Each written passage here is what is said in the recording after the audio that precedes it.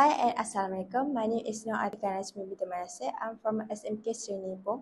Today I would like to review a book called Little Red Riding Hood. Little Red Riding Hood is a dark and mind-blowing classic tale that have enough of plot twists to separate from other attempts of fairy tale adaptation. The author of the story is Charles Perrault, who well known for his version that likely adapted from an older oral folktale.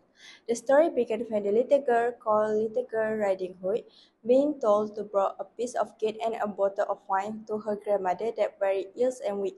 The journey is not easy to her grandmother's house because she met a wolf that very suspicious and famous for terrorizing her village. Moreover, the ordinary journey started to turn into adventures of dangers, magic, and self-discovery. This author does a marvelous job of building a suspense atmosphere in the story.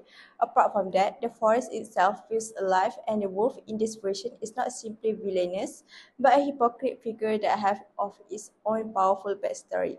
The deeper meaning of this story is that children, especially younger, must be conscious of stranger. In addition, the animal was referenced hint strongly towards a sexual warning.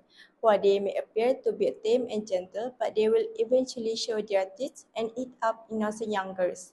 Lastly, this is the reason why I give it 5 stars because the story not only interesting but have a good ending of the story. Overall, Little Girl Riding Hood is a must-read for fans of fantasy and fairy tale genre and have a big plot twist ever. It's such a beautiful story that stays with you long after the last page. That's all for me. Bye.